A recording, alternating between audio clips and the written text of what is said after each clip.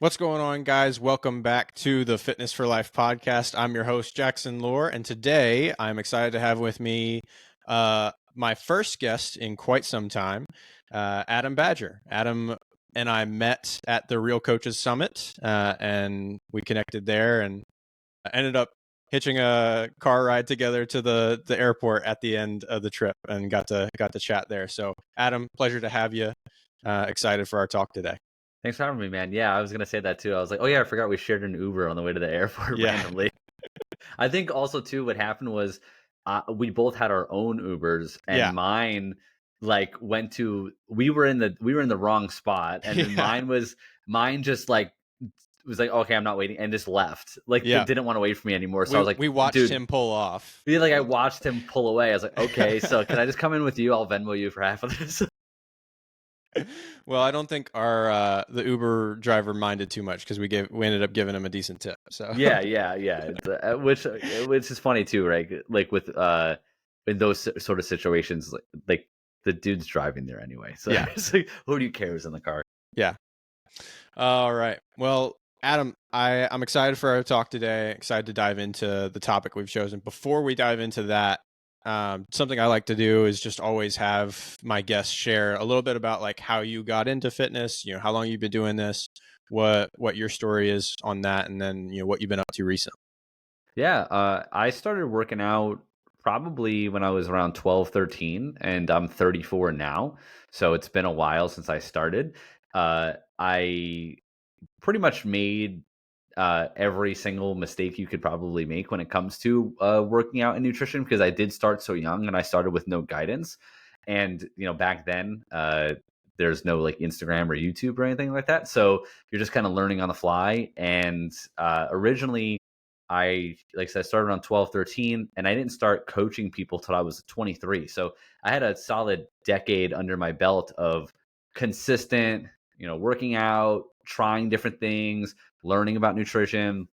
And then I eventually honestly got a job as a trainer, just because I was working like dead end jobs and thought, oh, I like working out. I had a couple of friends at a certain points, asked to work out with me, and I would give them tips, and I enjoyed doing that. And I used to see trainers at the gym I went to, and was like, that looks like a cool job. Like, you get to help people work out, you get to hang out at the gym all day, which I loved. So I got certified, and I hounded this gym about getting a job there. And the guy interviewed me, and he was like, listen, you don't have any experience. So and they had a at the time, this gym had a really, really good roster of Mm. trainers. Everyone who worked there was experienced, very educated, so like very ahead of me. And he was like, you don't have a lot of experience, so that makes me kind of hesitant to hire you. But he's like, I like your personality, I like your kind of like your vibe, so I'll give you a chance. And so I started in May of 2014 is when I started working as a personal trainer, and then I've just been a personal trainer ever since. Nice. Yeah. I Very started my cool. own business in 2018. Okay. And I still to this day do a good amount of in-person coaching. And then I also do online coaching as well. So I help people face to face with their workouts and programming. And then I also do online nutrition coaching and workout programming. And then also, as you know, a lot of the conversation centers around mindset, psychology, stress management, and all that stuff as well. Yeah, absolutely. And remind me where you're located. I'm in New York. Okay, cool. Gotcha. Awesome.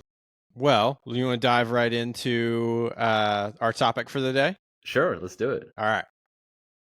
Topic for the day, we had talked about, you had posted something on your Instagram about like the anatomy of a habit, right? Mhm. So, and kind of why that matters when you're talking about building new habits, breaking old habits and kind of shifting you know, your habits from maybe an unhealthy place to a healthier place. So, let's start with kind of breaking down the anatomy of a habit and talk about why that matters. Yeah. So just so everyone knows, this is not like something that I came up with. Right. It's definitely it's just how habits work.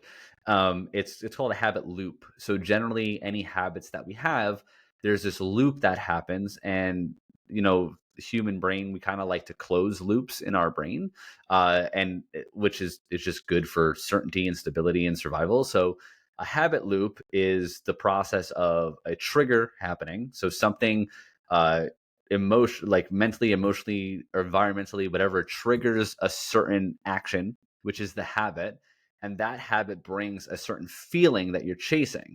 So you have trigger, habit, and then feeling. And that's the habit loop. And that's how habits are formed, is that you start to associate that habit with a certain trigger. The Mm. trigger happens, you then act on the habit almost un like unwillingly or involuntarily, right? It just kind of happens, and then it brings about a certain feeling.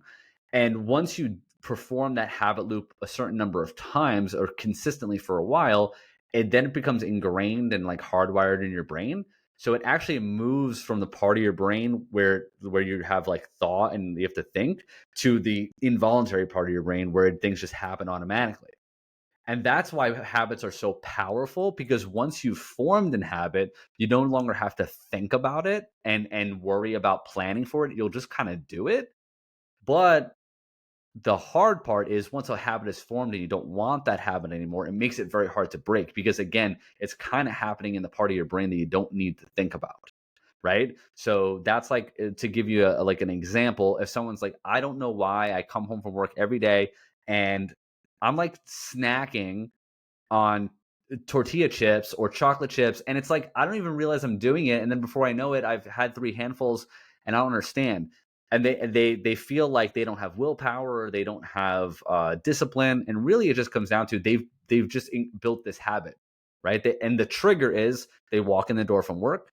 The habit is they're snacking, and then the feeling that comes from that is generally some sort of stress relief or comfort, Mm. right? So that's how a habit is formed. And that's how, if you understand that and you start to identify, oh, these are habits that I want to change or break, you can then break it down to that step. Well, what's the trigger? What's the actual habit that I'm doing that I don't want to do anymore? And what is the feeling that I'm getting from this habit?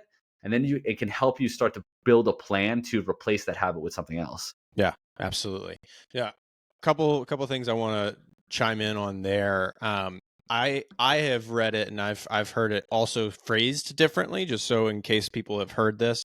Like for trigger, like I've heard that as like a cue, Yeah, and then cue, trigger, the yeah, same thing. habit or routine, and then the either I think the feeling is like the reward, right? Like Yes, what's that reward. reward? And so just in case people have read that differently, those are interchangeable. It's the same thing. Yes. Um, let's go ahead and break that down a little bit. You gave us a great example. All right, so if I'm this person who has that habit, or if I'm a coach, you know, working through this with somebody, all right, as a coach, what do you do? Okay, if I want to interrupt that routine, use the example that you gave us. Hey, I get home and the Hmm. first thing I do is, like I'm snacking. Where are you as a coach saying, all right, let's try intervening in this cue, or this, let's try intervening in this, this um, routine or So trigger? that's a good question. So first mistake I think people make is when they have a habit that they know is not aligned with their goal, Mm, right? They just try to stop the habit. And yeah, yeah. that is not very effective, because you need to replace the habit. And Hmm. there's a difference there, right? So if someone goes, I got to stop snacking, so I'm not going to buy any snacks. All right. Not a bad plan. But then you come home and now you're just kind of like have idle hands, and you're like, oh, uh, I'm just thinking about those tortilla chips. And I don't understand why. Right. So we have to first think about, we have to replace the habit with something else that gets us a similar reward or feeling. Again, that's important, because you're trying to close this loop in your brain. So people Hmm. will then either stop the habit, and then they're constantly thinking about the habit, which drains their willpower, drains their discipline, or they replace it with something that doesn't get them that same feeling. So then they're doing something that they don't enjoy, that's not closing that loop, and again, it's hard to stick to. So it has to be something that's like kind of like a smooth nudge in the right direction. It's not a massive overhaul. So if someone goes, oh hey, I've been snacking on tortilla chips, I don't want to do that anymore, so I'm going to come home and I'm going to work out. it's a good idea. Like, Yeah. it's not a terrible idea, but what happens is, if you come home and you work out and then you feel stress relief and then you feel comfort and you feel good about yourself, then it's good. But for some people, someone who doesn't enjoy working out, that might not be a good step for you, because now you're doing something you don't enjoy. You're going to be thinking about those tortilla chips even more. So what you can start doing is, okay, I'm going to replace this habit. It takes a little trial and error with something else that gets me the same reward, but is maybe healthier and a little more aligned with my goals, right? So instead of snacking on tortilla chips, they might snack on something that maybe has a similar taste profile, but is a little healthier for them. Maybe it's like, just off the top of my head, hey, I'm snacking on tortilla chips. That means I like something kind of salty. Maybe I'm going to swap that out and do like beef jerky or something. High protein, still kind of got that salty taste. You're less likely to overeat it. Okay, maybe we start there. Maybe we replace it with a walk, or a low calorie, no calorie beverage that we like, or something that's going to give us that same emotional response of, I'm home and I'm doing something relaxing, right? Here's uh, something that I think is extremely important that I talk to my clients about, that I think makes this entire process a lot easier. Uh, and I think, again, people don't pay attention to the connections between this stuff. When I'm working with clients, I'm very adamant about talking about proactive habits and reactive strategies, right? Reactive strategies are the things I'm talking about now. Hey, when I get home, I'm going to do this instead of this. That should help. What most people don't realize is, if you have proactive habits that kind of build a suit of armor against these bad habits, you don't have to use the reactive stuff as much, right? So being proactive and setting up your day so that you don't crave those bad habits as much anymore makes it way easier to achieve the good habit that you're trying to replace it with.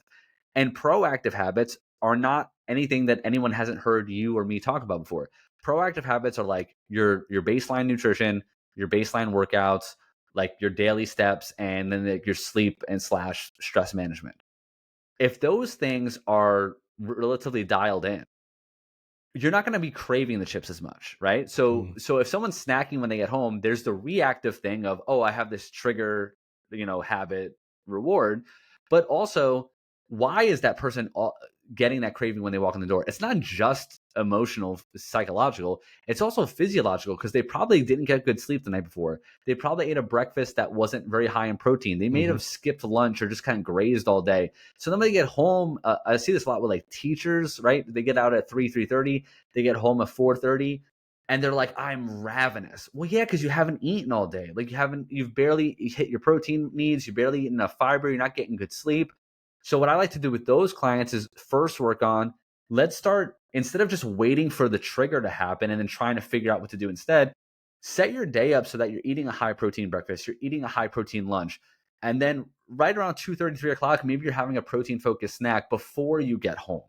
Now, when you get home, you're just not as hungry. So you're not thinking about the chips as much. It's now way easier to then do the new habit that you're trying to replace it with. And it just creates this really, really much smoother path to the new habit. So I think breaking it up into, all right, let me work on my proactive habits that are going to give me a good chance at sticking to this new plan. And also let me work on my reactive strategy. So when I get those triggers to fall back into bad habits, I have some sort of strategy to kind of reroute myself out of it. Yeah. No, I think that's an excellent breakdown, and really seeing like, all right, the difference between proactive and reactive. One thing I want to highlight there is what you and I both know, and people who've done this before understand, is usually the difference is planning and time, right? And that, just taking, one thing I've been doing with my clients recently, I'd say over the last year or two, is having them build in like at least 30 minutes into their week where all they're doing is looking ahead at the week and trying to pre-plan for where are those obstacles in my schedule that are going to take me out of routine, they're going to make it harder for me to do those things. And so, yeah, I think and Mike Dola and I have talked about this on this podcast of like, hey, the thing that separates people from being able to successfully like change their lifestyle, change their habits, change their nutrition specifically, is that planning piece. Yeah. Yeah. I think for a lot of people, food especially is an afterthought, right? They wait until they're hungry and then they make a decision, right? Which is, it's just not setting yourself up for success with that, right? And then, but then on the other side of it, when they think of planning their food, they get so overwhelmed with, well, what should I be eating? How much of it should I be eating? What are some healthy, tasty recipes I can make? How much meal prepping do I have to do? That becomes overwhelming. Then they can't do it. But having a general template for what your meal should look like, and then Mm-hmm. having like a mental list or a physical list of foods that you can kind of plug in is really, really helpful. So meal planning, I think for some people, they get so in their head about, I don't want to have to think about my food. I don't want to have to plan it.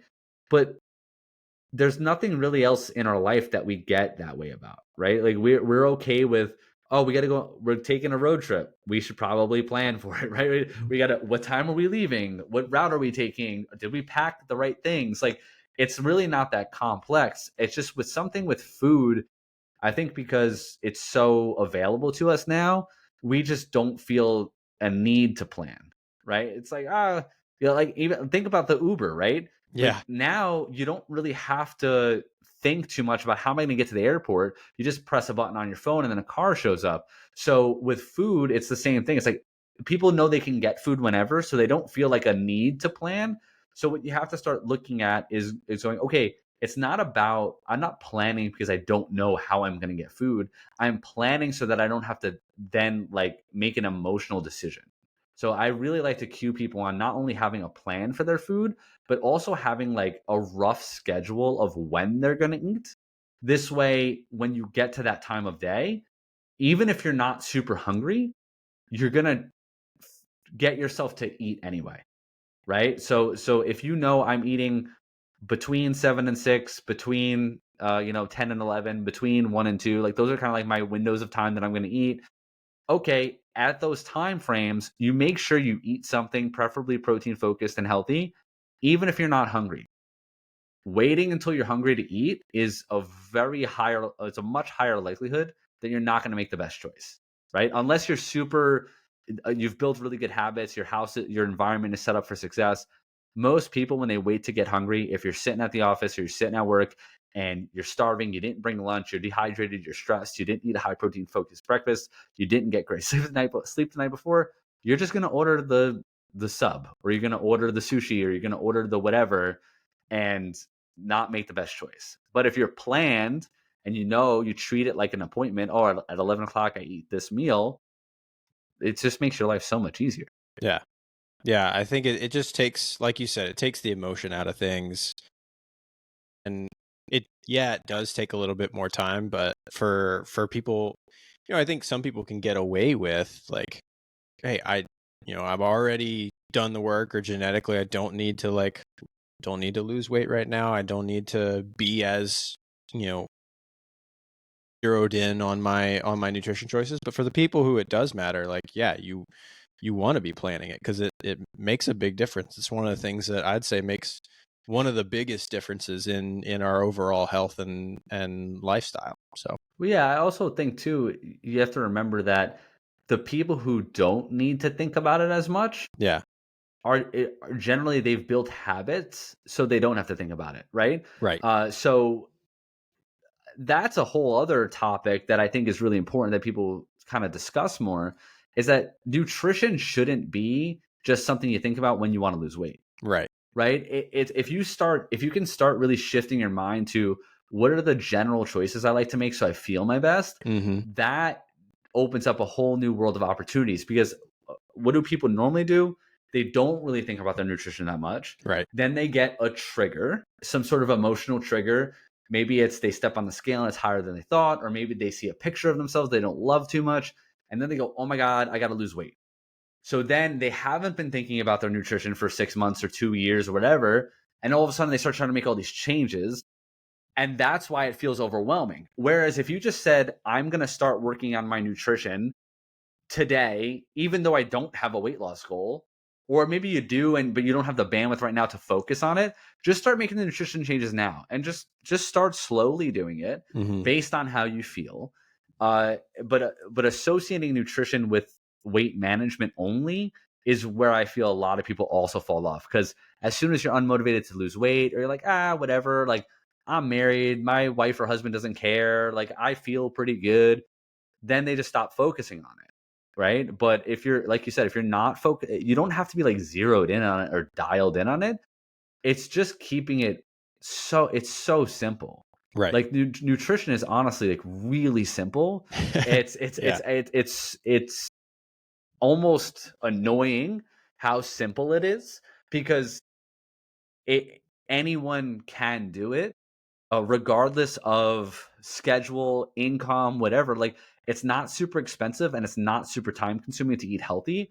I'd argue that in most cases, you're spending equal or less money, equal or less time to eat healthy versus eating unhealthy, right? Because if you don't take the, you know, 15, 20 minutes to, make sure you got your meals set up for the day, then when you're hungry, now you're like, oh, I'm hungry. Should I eat now? Should I wait? Okay, well, I'm going to eat now. What should I get? I don't have food with me. Now you got to maybe walk down to the bistro. You got to go on your phone and pick something. You're end up spending just as much time figuring out what to eat. Whereas if you just spent 10 minutes that morning packing a lunch, you wouldn't have to think about it. So it doesn't really take that much more time, and it's not that much more expensive. Like, if you normally, the only time eating something healthy is generally more expensive than eating something unhealthy, or is if you're like, you're eating, if you're comparing Ritz crackers to a steak dinner, like, yeah, of course the steak dinner is more expensive. But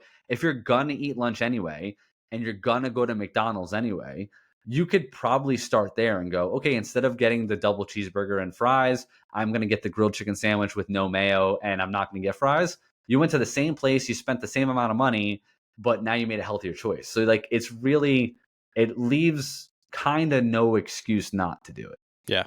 Yeah. I love that. Going back to one point you made that I think is really, really good is like understanding that nutrition choices have a bigger impact on us than just weight loss or Oh, yeah. weight gain. I had a conversation with a client literally yesterday, and he had basically that same like acknowledgement. He had kind of this aha moment where this past week has been really stressful for him. He's been hitting his macros, but he knows it's not with the same quality foods that he had been eating, the previous few weeks. And, so he like had that. And then he's like, man, I just feel icky this week. Yeah. Like I don't feel good, with doing the same things while also basically eating fast food, a lot of fast food and a lot of whatever he could find at the time, kind of that reactive strategy. Yeah.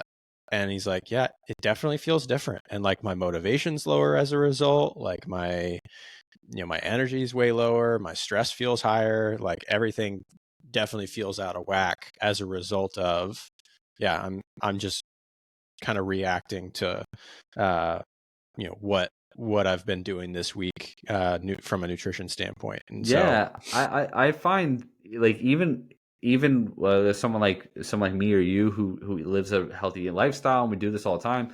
If I have a week where the nutrition's off, I don't feel great. yeah, Like, I don't enjoy not eating healthy all of the time. Like, I think unhealthy, in quotes, food choices can actually be a part of a healthy lifestyle. yeah, Like, I mean, probably 1 to 3 times every single week I eat foods that are qualified as like unhealthy, right? Like, multiple times a week I do that. But it's not it's just not as frequent. So I also talk to my clients about frequency and flexibility. yeah. So the more frequent you make unhealthy food choices, the less flexible you can be with them. The less frequent you make them, the more flexible you can be with them. Yep. So, I love that. so like, if you eat out, let's say you eat out every Friday night with your wife. Every Friday night, you and your wife, you order out or you eat out, and that's your thing. you can be very, very flexible with what that is. Like you can get pizza and wings, you can get burger fries, you can get dessert. Like I'm not saying like an all out, like massive cheat binge, but like you can kind of eat whatever you want at that meal because there's only one out of, 20 something meals you're going to eat that week. But if you're ordering out, for lunch 3, 4 times a week, then on the weekends, maybe you're going out to breakfast, you're going out to dinner. So you're eating out, 3 to 7 times a week, then yeah, you can't be very flexible with those choices. Speaking about habits, when people try to change their nutrition, what they generally try to do is they don't really change their habits. They just try to change the tactics, right? So they're like, oh, I eat out three, I eat out 5 times a week. I want to eat healthier. I want to lose weight. So I'm going to just start ordering healthier things. Maybe instead of ordering healthier things, you should just stop eating out as much. Right. And You then eliminate that trigger entirely. yeah, exactly. Because when you do eat out, it creates there's the convenience, but it also there's other hurdles that it creates. Like people think, well, oh man, I don't feel like cooking. I'm going to order out. And that's all they're focused on. But it's more expensive to eat out. Mhm. It's higher calories. It's more complicated if you're trying to track it.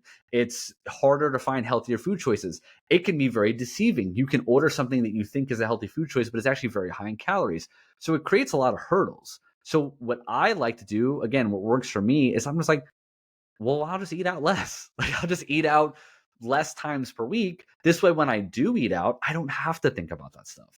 So if I order food on a Saturday night, generally speaking, I'll probably get something that has protein in it, but it's kind of just whatever I feel like because I've been eating normal the whole week. So really addressing the actual habits versus the tactics and choices that you're making can also be very helpful too. Same thing with like drinking alcohol. If you're drinking alcohol, 7 nights a week and you're like, is vodka seltzers better than wine? That's not the conversation you need to be having. The conversation Right. you need to be having is maybe we just got to cut down on drinking altogether. Like maybe we cut it down to 2 nights a week. And then when you do drink, you can kind of pick the drinks that you want, not worry about it, as opposed to trying to find healthier alcoholic options. Yeah, dude, I love that. I think that's definitely something that you're right, people neglect, the flexibility that they might have if they just decrease that frequency. Yeah. And I've not heard it put that way. I don't know if that was you or if you got that from That somebody. was actually me. I love And it. every time I've said it to someone, like another coach, they're like, "That's really awesome." Like, yeah, dude, that's why I'm trying to get on 100 podcasts so I can talk to more people because I think I got some pretty decent tactics. Yeah, no, I freaking love it. That's cool, man. No, so I had a thought, and I'm trying. It was about something you said, and I can't remember exactly what it was. But we're getting close to the time I want to be at for kind of like our main content. Is there anything that you feel like we haven't that kind of relates to our main topic here? You feel like we haven't, dialed in with habits yet? I feel like the biggest one would probably be like stress management. Okay. Which again, we could talk about that for 3 hours. Yeah. Because it's so broad and nuanced depending on the person.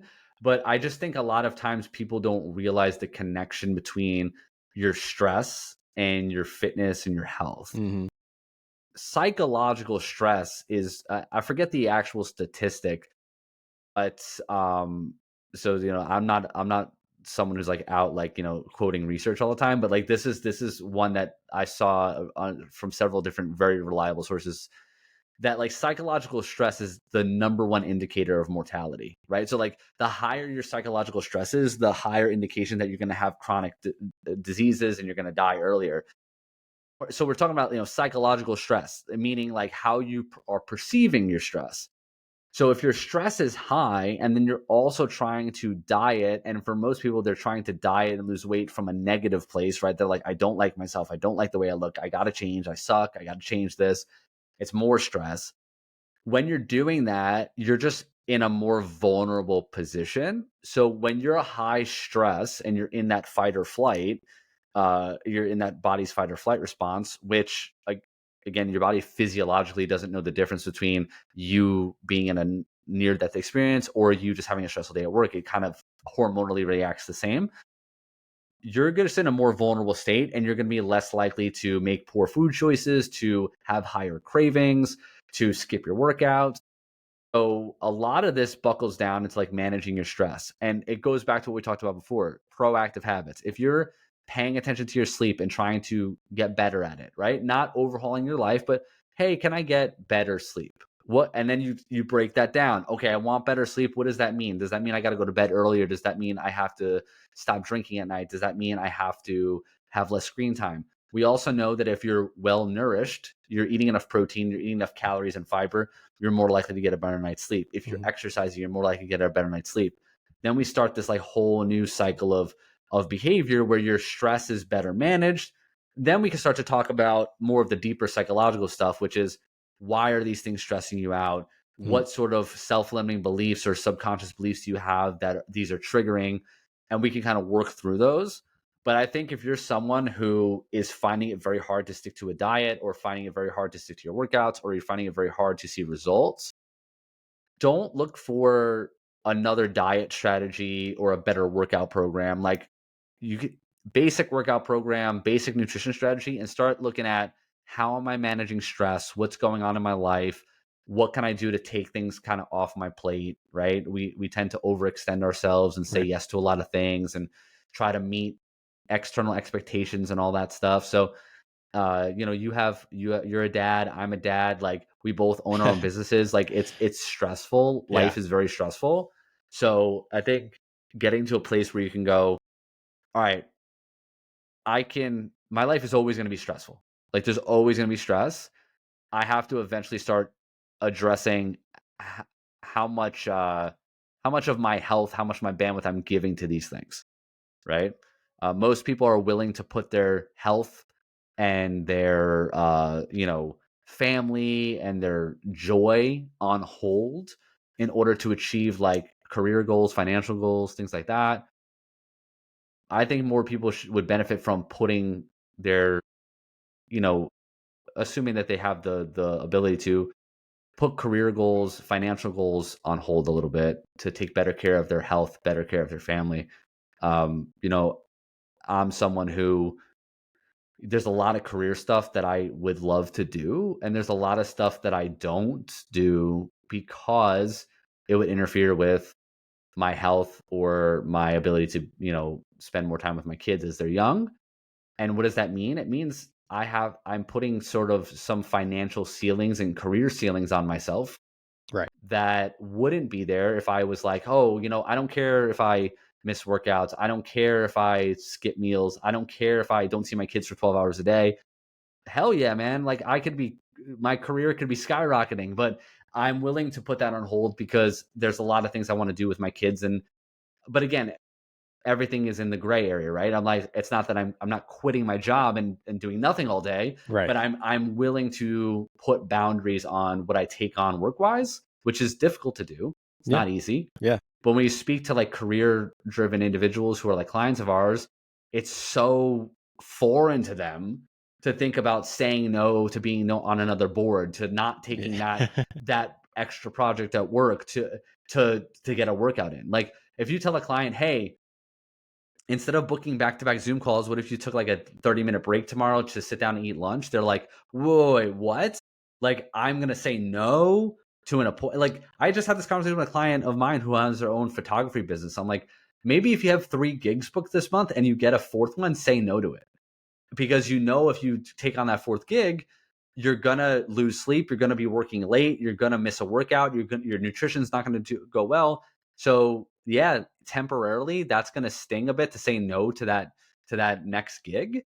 But you do that for a few months and you realize, okay, that didn't kill me.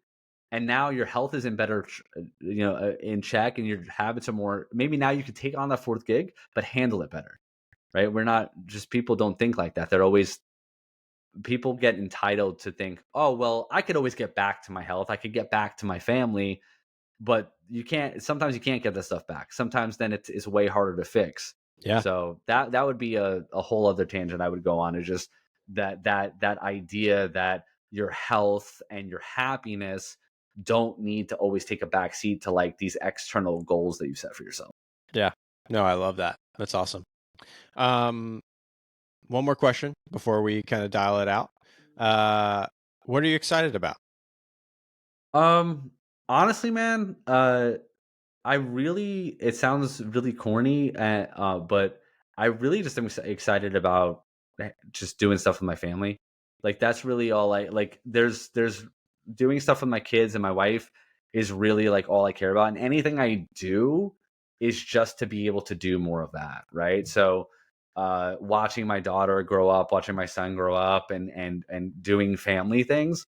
Right now, that's kind of like the most important thing in my life. So even when I went to like the Las Vegas thing, like the whole time I was there, I was just like I felt guilty. I was gone. It was the first time I had been gone for multiple nights in a row, as you know, right? Yeah. And it was a lot of fun, but and I would recommend it to any coach. I thought it was a great time, very helpful, but it was like, yeah, but it's not worth it. Like I can't go to like multiple of those a year because it's just not worth it to miss multiple days with my kids, things like that. So that's what I'm most excited about is just doing stuff with my family and watching my kids grow up. Yeah, dude, I love that. I'm totally with you. Yeah, I don't. Uh, I always say I'm like, yeah, if you're like crushing it in your career and you have multiple kids, like either you're way better than me or you're yeah, not as present of a father as you're pretending to be. right. Yeah. No, I think it's a very rare person who can do both at a really high level. Yeah, and we can kind of like take social media sometimes as reality. Where I'm sure I've done that too, where I'm seeing someone that like they're all over the place with their career, and then they're also posting about like how good of a like dad they are, or good of a mom they are, and I'm like, I just don't feel like you're being honest here. Like I don't feel like Yeah. you see Yeah. your kids for like 30 minutes a day, so Right. it's not the same. Yeah. Yeah, man. Cool. Well, dude, this was a great talk. I think people are going to take a lot out of it. Um, where can people find you if they're looking for more information from you? Yeah, I would go to Badger Strength on Instagram. Is my Instagram handle, or my podcast, which is also linked in there as well, is Talkin Fit with Adam Badger. I will have Jackson on sometime soon if we can link that up.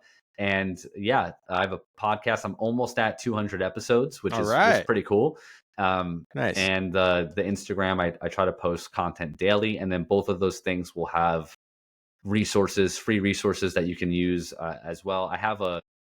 I also have a playbook on that whole uh, building new habits thing that explains the habit loop and it gives you specific examples on how to like implement new Heck yeah. habits. So yeah, if you're interested in that, just DM me on Instagram. I'll send it to you. Cool. All right, Adam. Well, thank you so much. I appreciate you coming on. This is an awesome conversation. Yeah, man. And Anytime. yeah, hopefully we'll link up for another one soon. Yeah, I would love to. All right. Thank you guys for listening. As always, if you guys are looking for more information for your fitness, just trying to get a better idea of, what to do, actionable steps, the Fitness for Life podcast is a great place to get those things. So thank you guys for listening. We'll see you guys next time.